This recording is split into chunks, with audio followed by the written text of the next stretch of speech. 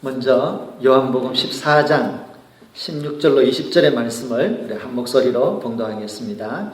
내가 아버지께 구하겠으니 그가 또 다른 보혜사를 너희에게 주사 영원토록 너희와 함께 있게 하리니 그는 진리의 영이라. 세상은 능히 그를 받지 못하나니 이는 그를 보지도 못하고 알지도 못함이라. 그러나 너희는 그를 아나니 그는 너희와 함께 거하심이요 또 너희 속에 계시겠습니다. 내가 너희를 고아와 같이 버려두지 아니하고 너희에게로 오리라. 조금 있으면 세상은 다시 나를 보지 못할 것이로되 너희는 나를 보리니 이는 내가 살아있고 너희도 살아있겠습니다. 그날에는 내가 아버지 안에 너희가 내 안에 내가 너희 안에 있는 것을 너희가 알리라. 아멘. 사도행전 2장 1절로 4절의 말씀을 함께 읽습니다. 오순절 날이 이미 이르매 그들이 다 같이 한 곳에 모였더니 호련히 하늘로부터 급하고 강한 바람 같은 소리가 있어 그들이 앉은 온 집에 가득하며 마치 불의 혀처럼 갈라지는 것들이 그들에게 보여 각 사람 위에 하나씩 임하여 있더니 그들이 다 성령의 충만함을 받고 성령이 말하게 하심을 따라 다른 언어들로 말하기를 시작하니라. 아멘. 자신을 알고 적을 알면 100번 싸워도 100번 이긴다는 말이 있습니다. 세상에서 가장 어려운 것이 자기 자신을 아는 것이고 또 세상에서 가장 지혜로운 것도 자기 자신을 아는 것입니다. 그런데 자신을 알고 적을 알면 100번 싸워도 100번 이긴다는 이 말을 조금 바꾸어서 자신을 알고 세상을 이기면 100번 살아도 성공하는 삶이다 라고 한번 말을 바꿔보면 어떨까요? 그런데 여기에서 자신을 안다, 너 자신을 알라고 할 때 이 자신, 이 자라고 하는 것을 아는 것이 중요한데 문제는 그 자아가 근본적으로 누구냐라고 하는 것입니다. 어떤 인격적 존재냐라고 하는 것입니다. 예수님의 12제자를 한번 예를 들어 보겠습니다. 그들은 대체적으로 어부들이었고 또 어부로서 일을 하다가 배와 그물을 부려두고 예수님을 따랐습니다. 그 중에 어떤 사람이 좀 똑똑하다 싶었던 제자는 기껏해야 세관에 앉아서 로마 사람들의 비율을 맞춰가면서 민족에게 돈을 많이 갈취해내는 그 정도의 사람이었습니다. 또 그 중에는 또한 민족의 독립을 꿈꾸면서 젤롯당이라고 하는 이 열심당에 가입을 해서 어떻게 하면 우리 민족이 힘을 키워서 이 로마 사람들을 쫓아낼까 독립을 꿈꾸는 사람들도 있었습니다. 이런저런 사람들이 모여서 예수님의 제자가 되었습니다. 그런데 예수님의 제자 중에 누구도 내가 앞으로 예수님의 제자가 되어서 위대한 선지자의 제자가 되어서 내가 이 세상을 한번 바꿔보리라. 그래서 예수님의 제자 혹은 선지자의 제자가 되기 위해서 성경 공부를 하고 인터뷰를 가외하고 그래서 시험 쳐서 인터뷰에서 된 사람은 아무도 없습니다. 예수님은 그들을 찾아가시고 그들을 제자로 부르시고 순종하여 따라온 그들을 제자로 가르치셨고 그리고 제자로서 그들을 대접해 주었고 사랑해 주었습니다. 제자들은 예수님과 3년을 먹고 자면서 동행하면서 제자로서 배웠고 제자로서 생활을 하였습니다. 그들은 예수님의 가르치는 복음이 무엇인지를 잘 알았습니다. 3년 동안 예수님께서 행하시는 기적을 보았고 예수님이 무엇을 먹는지도 알았습니다. 그래서 요즘 말로 하자면 정말로 같이 사는 그 속속들이 아는 그런 친근한 사이에 스승과 제자가 되었고 예수님의 제자로서 살아갔었습니다.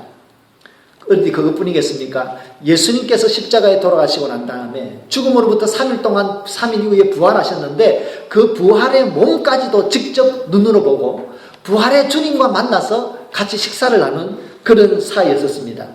그러니 예수님에 대해서 제자들만큼 잘 아는 사람이 있으면 나와보라 그래. 아무도 없을 것입니다. 그런데 여러분 3년 전에 그들의 자리에서 예수님의 제자가 되기 위해서 떠났을 그때와 3년이 지나고 나서 예수님의 부활을 보았던 그때의 그들의 자아는 어떻게 변화되어 있었습니까? 예수님에 대한 지식도 더하여졌습니다.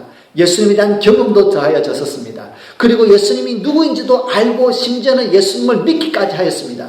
그런데 그들의 자아는 3년이 지나고 난 다음에 어떻게 변하였습니까? 그 단면을 볼 수 있는 사건이 있었죠. 베드로가 예수님의 부활을 경험하고 난 다음에 이렇게 얘기합니다. 나는 고향에 가서 다시 고기나 잡을래. 혼자 가면 될 것을 괜히 이렇게 떠들어댑니다. 그러니까 무엇을 할까 망설이던 나머지 제자들도 수제자랍시고 따라다녔던 이 베드로가 자기 고향으로 간다더니 그래요. 그러면 나도 갈게요. 나도 도와줄게요. 우리 협동합시다. 우리 새로운 비즈니스를 합시다. 그러면서 한 명, 두 명 따라가겠다고 한 것이 모두 6명이 나서서 7명이나 떠나버리고 말았습니다. 예수님께서 달랑 12명을 제자로 삼았는데요. 한 명은 예수님을 배반하고 도망가버리고 자살해버리고 말았습니다. 이제 11명이 남았는데 그 중에서 7명이 예수님을 부활을 보았지만 자기 고향으로 가서 다시금 어부가 되겠다고 돌아가 버렸습니다.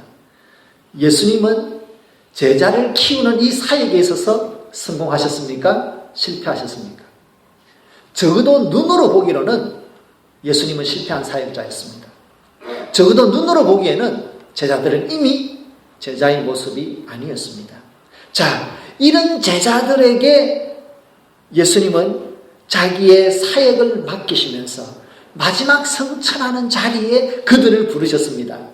무슨 미련이 있어서, 무슨 잘난 게 있다고, 믿을 구석이 있다고, 그 3년 동안이나 같이 다녀도 변함이 없는 그 제자들을 불러다 놓고 그 앞에서 하나님의 나라로 올라가시는 그 마지막 순간에 예수님께서는 또다시 그들을 제자로 대접해 주시고 제자로 믿어주시면서 말씀하셨습니다.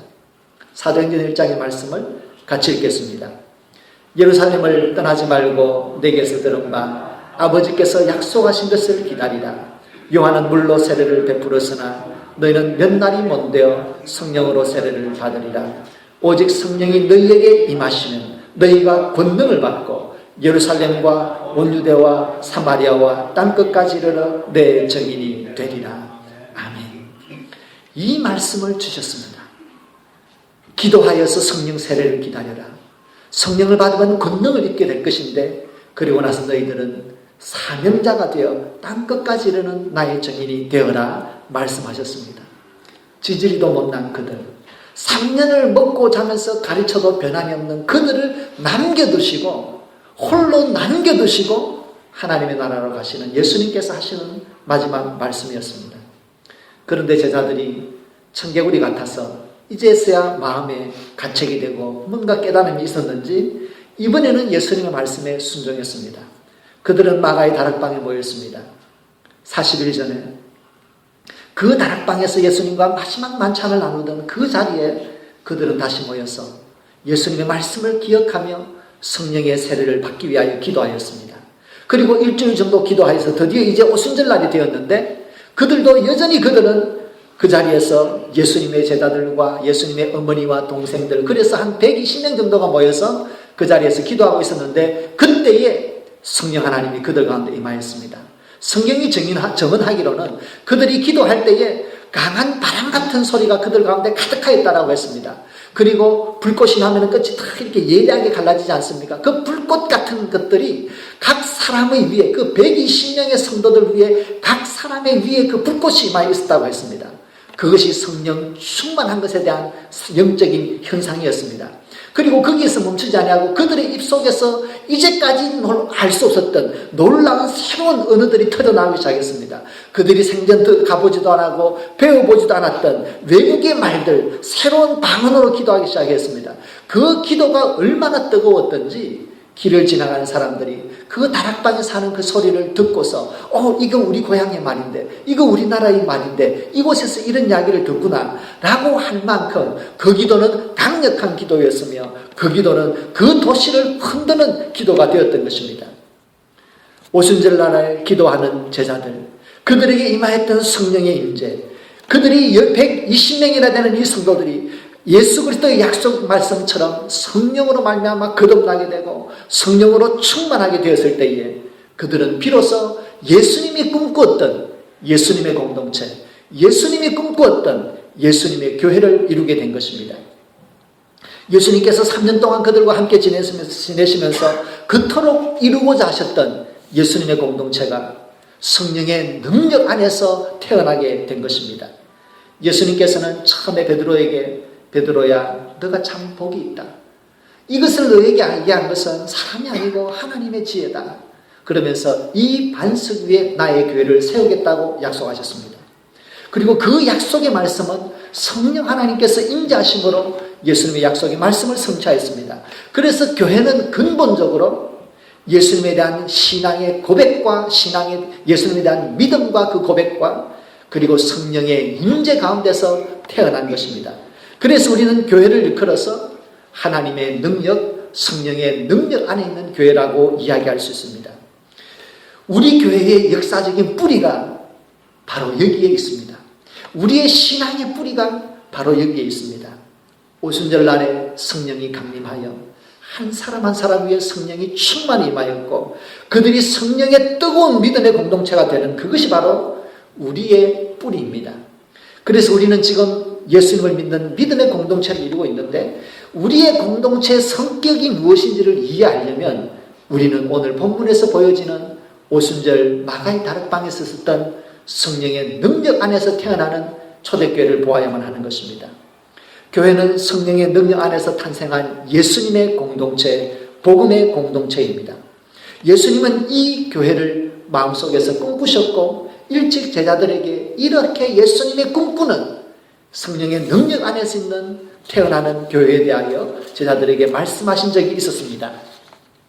요한복음 14장에 보면 예수님께서 자신이 떠날 때가 된 것을 아시고 그들을 사랑하시면서 안타깝게 여기시면서 마지막 말씀을 남기십니다.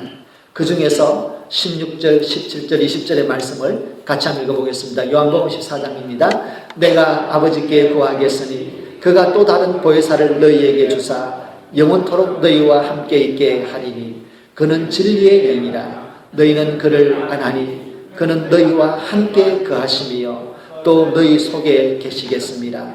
그 날에는 내가 아버지 안에 너희가 내 안에 내가 너희 안에 있는 것을 너희가 알리라. 아멘. 성령 하나님께서 임하는 그 날에 우리는 하나님을 알게 되고 하나님은 우리 안에 우리 속에 예수 그리스도가 성삼위일체 하나님이 우리와 함께 한다는 것을 약속하고 있습니다.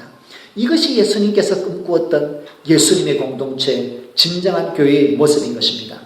그러므로 우리는 이렇게 이야기할 수 있습니다. 성령의 능력 안에 있는 교회는 어떤 교회입니까? 그 교회는 예수님과 함께하는 교회입니다. 그 교회는 성삼위일체 하나님과 함께하는 교회라고 할 수 있습니다. 비록 예수님은 제자들이 보는 데서 하나님의 나라로 올라가셨지만 성령 하나님은 그들 가운데 임재하여서 그들 속에 성령의 영, 예수의 영, 하나님의 영으로서 임재해 주셨습니다. 그러므로 여러분 우리 교회도 우리가 성령의 능력 안에 있는 예수님의 교회이고 성령의 능력 안에 있는 성령의 능력 안에서 우리 속에 또 우리 교회 속에 성삼위일체 하나님이 함께하는 교회인 줄로 믿습니다. 이것이 우리의 영적인 자아인 것입니다. 우리 성도님들 개인도 마찬가지입니다. 우리 개인은 어떤 개인입니까? 우리가 예수님을 나의 구원자로 고백할 때에 성령 하나님께서 우리 가운데 계시고 또 성령 하나님과 함께 성삼위일체 하나님이 우리 가운데 계시는 줄로 믿습니다. 그러므로 우리들도 초대교회와 마찬가지로 초대교회 성도님들과 똑같이 우리들도 성령의 능력 안에서 예수와 함께하는 성도인 줄로 믿습니다.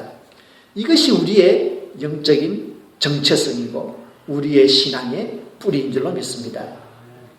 제자들이 예수님의 사람들이 또 오순절 성령의 강림으로 말미암아서 삼위일체 하나님과 함께하게 되었을 때에 그들에게는 예전에 기대하지 못했던 새로운 이야기들이 오게 되었습니다.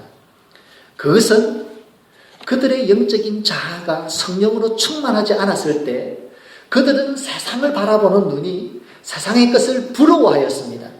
그래서 어떤 사람들은 예수님의 그 능력을 등에 업고 예수님 덕에 세상에서 좀 더 높은 자리에 올라가고 좀 더 많은 것을 누리기 원했습니다.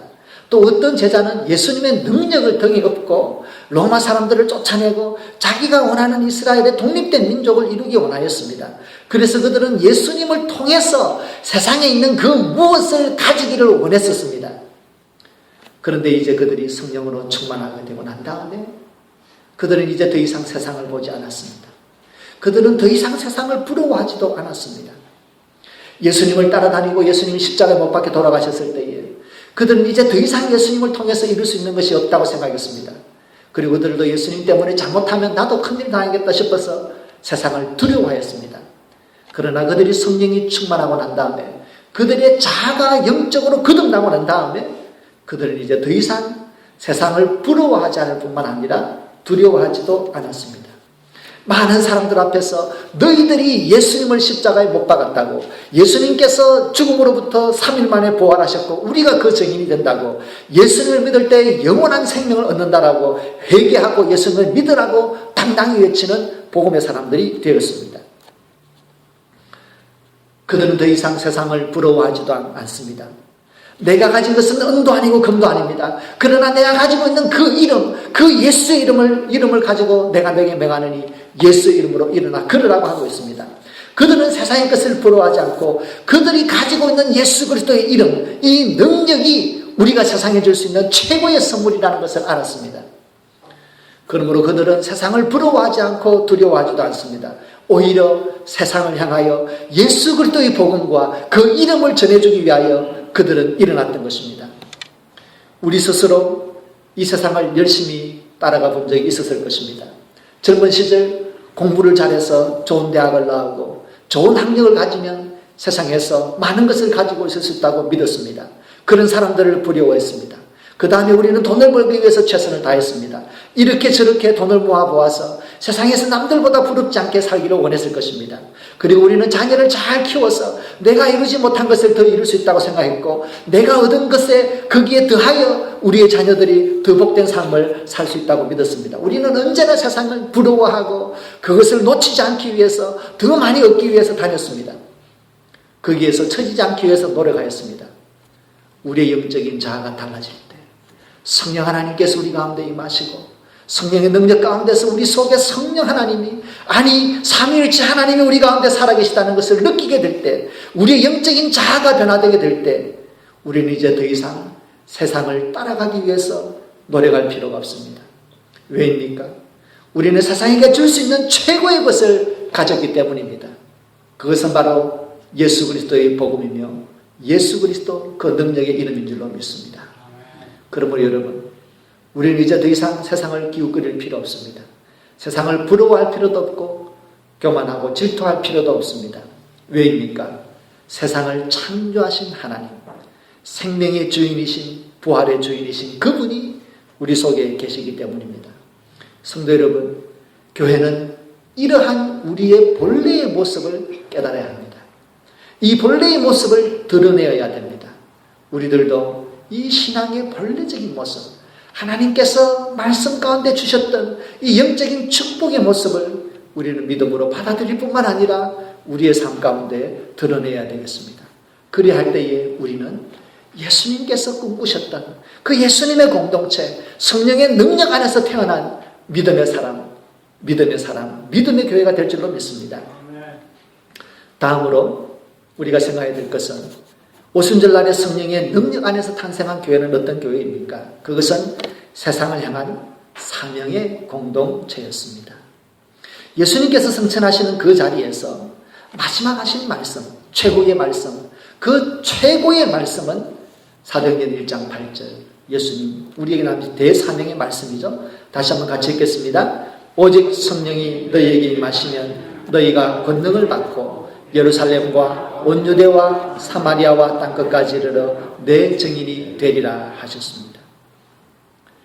3년을 예수님을 따라다녔던 그 제자들은 3년 동안에 할 수 없었던 그 일을 성령의 능력 가운데서 그들이 자기 자신의 새로운 영적인 모습을 깨닫게 되었을 때에 그들은 예수님을 나타내고 예수 이름으로 회개하라고 복음을 전하는 사람이 되었습니다.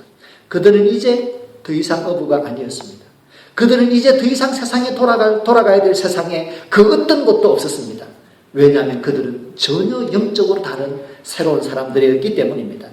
그들은 어부도 아니었고 열심당원도 아니었고 세리도 아니었습니다. 그들은 이제 성령 안에서 사명을 가진 사명의 사람이요 사명의 공동체를 이루고 있었습니다. 이것이 교회의 참된 모습입니다. 우리는 역사 속에서 교회에 대한 여러 가지 실망스러운 것들을 경험합니다. 그리고 교회의 지도자들에 대하여 여러 가지 가십들과 스캔들을 듣기도 합니다. 그러하여 우리는 교회에 대하여 실망감을 어느 정도 가지고 있습니다. 역사적으로 경험하는 교회는 우리에게 때로 희망의 대상이 되지 못하였습니다. 그러나 여러분, 이것을 믿으십니까? 하나님은 여전히 교회를 희망의 도구로 삼고 있다는 것을 믿으십니까? 하나님은 여전히 교회를 복음의 도구로 삼고 있으며 예수님은 이 교회의 마지막 사명을 우리에게 맡기셨다는 이 사명의 공동체로서의 우리의 정체성을 알고 있습니까? 성도 여러분, 우리는 지금까지 예수님을 믿으면서 도대체 몇 명에게 예수님을 구원자로 믿으십시오. 예수님을 믿을 때 영원한 생명을 얻습니다. 회개하십시오. 이런 복음을 전하는데 열심을 내었습니까? 우리가 신앙의 연륜을 자랑하고 교회의 직분을 자랑하지만 그만큼 우리는 복음을 전하는 이 사명에 충실하였습니까? 그러지 못했다면 우리 모두는 가슴을 치면서 주님, 나는 악하고 게으른 종입니다. 회개해야 될 줄로 압니다. 사도행전은 28장까지 기록되어져 있는데 그 속에 보면 사도행전 28장 안에 보면 성령의 능력 안에서 교회가 어떤 모습인지 그들이 사명을 회복하고서 땅끝까지 이르는 그들의 그 소명의 이야기들로 가득 차 있습니다. 그러나 사도행전 28장에는 그렇게 끝나지 않습니다. 하나님의 복음이 열려져 있습니다. 그래서 어쩌면 사도행전 29장은 우리 모두가 써야 되는 우리의 사도행전인지도 모르겠습니다. 그 사명의 이야기 위에 이제 우리의 사명의 이야기를 써야 합니다. 그 능력의 이야기 위에 이제 우리가 경험한 예수님의 능력을 써야 되는 시대가 되었습니다. 우리 교회의 사명, 우리의 사명, 우리 교회가 가지고 있는 복음의 능력, 우리가 가지고 있는 이 복음의 능력, 그것을 우리가 써야 하겠습니다. 예수님은 성령이 임하시면 먼저 우리가 권능을 받는다고 하였습니다. 그리고서 땅끝까지 이르는 정인이 될 것이라고 미래형으로 말씀하셨습니다. 그러면 그 미래에 이르기 위해서 미래로부터 다가오는 이 예수님이 꿈꾸는 믿음의 공동체를 위해서 오늘 우리가 해야 될 것은 무엇입니까? 예루살렘을 떠나지 말고 하나님께서 약속하신 성령을 위하여 기다리며 기도하라고 하셨습니다. 성령 충만한 일, 이것은 기도 이외에 다른 방법이 없습니다. 성령의 능력 가운데 우리의 사명을 회복하는 길은, 우리의 능력을 회복하는 길은 기도 이외에 다른 것은 없습니다. 그래서 제자들이 성령의 능력으로 태어나는 예수님의 교회, 성령의 능력 안에서 예수님과 함께하며 복음을 감당하는, 사명을 감당하는 하나님의 교회가 된 데는 그 출발점이 예수님의 말씀 그대로 순종하여 기도하는 것으로 시작되었습니다. 그러면 여러분, 우리 교회의 모습을 보고 어떤 생각을 가졌는지 저는 다 알 수 없습니다. 그러나 중요한 것은 우리가 기도하면서 교회를 바라보는 자세가 중요하다는 것입니다. 손님은 그 집에 갔을 때 잘 대접받고 나서 돌아가서 그 집이 여기가 청소 안 됐다더라, 저 그릇에 이가 깨어졌다더라, 그래 말해도 됩니다. 그러나 주인은 다릅니다. 주인은 내 집입니다. 비가 새도 내 집이고 접시에 이가 빠져도 내가 먹는 접시입니다. 우리는 이 자세가 필요합니다. 교회를 바라보는 자세, 우리 함께 신앙생활하는 성도님들을 바라보는 자세, 이 자세가 필요합니다. 기도하면서 성령의 충만을 기다립시다. 기도하면서 우리 교회가 사도행전에서 보여주는 그런 하나님과 함께하는 교회, 예수님과 함께하는 교회, 그러나 예수님의 사명을 감당하는 예수님의 공동체로서의 교회가 될 수 있도록 마음의 꿈을 가지고 함께 기도합시다. 그리고 우리가 그런 성도가 될 수 있도록 함께 기도합시다. 우리가 깨어 기도할 때에 예수님께서 약속하신 것처럼 우리가 성령의 임재로 우리가 능력을 덧입어서 예수님과 함께하는 삶, 예수님을 증거하는 사명의 삶, 그리고 예수님과 함께하는 교회, 예수님의 사명을 감당하는 교회로 변화되고 성숙될 줄로 믿습니다. 우리 시간 잠시 한번 함께 하나님께 기도하기를 합니다. 하나님, 우리에게 성령으로 충만하여 달라고 이 시간 함께 기도하겠습니다. 하나님 아버지, 약속하신 말씀 주님 믿음으로 받습니다. 하나님, 우리가 성령으로 충만하기 원합니다. 내가 성령으로 충만하기 원합니다. 성령으로 권능을 덧입기 원합니다. 하나님 아버지, 약속하신 성령 우리에게 부어주시되 충만하게 부어주시옵소서. 한 분 한 분의 심령 위에 그 마음 위에 성령 하나님 강하게 임하여 주시옵소서. 그리하여 하나님 믿음으로 권능을 덧입기 원합니다. 성령의 은사로 덧입기 원합니다. 그리하여 주여 예수님이 함께하는 삶을 살기 원합니다. 예수님의 소명 감당하는 주의 삶 살기 원하오니 주여 우리와 함께하여 주시옵소서. 우리 교회도 주님을 드러내는 교회 되기 원하오니 사명의 공동체가 되기 원합니다. 함께하여 주시옵소서. 사도행전 28장에서 이어서 이제 우리의 신앙의 고백과 이제 우리의 헌신이 기록되어지기 원하오니 하나님 아버지, 우리로 하여금 성령을 충만하게 하시고 삶의 태도와 신앙의 태도를 변화시켜 주시옵소서. 성령 하나님, 우리 가운데 충만히 임재하여 주시옵소서. 우리의 영적인 생각을 변화시켜 주시옵소서. 마음의 태도와 신앙의 태도를 변화시켜 주시옵소서. 날마다 기도하며 성령으로 충만케 하여 주시옵소서. 예수님과 함께하는 삶, 사명을 감당하는 삶을 살 수 있도록 도와주시옵소서. 우리 교회가 기도하며 예수님과 함께하는 교회, 예수님이 꿈꾸는 사명의 공동체가 되게 인도하여 주시옵소서. 하나님, 우리를 선용하여 주시고 우리를 사용하여 주셔서 하나님에게 기쁨이 되고 영광이 되는 교회가 되게 인도하여 주시옵소서. 예수님의 이름으로 기도드립니다. 아멘.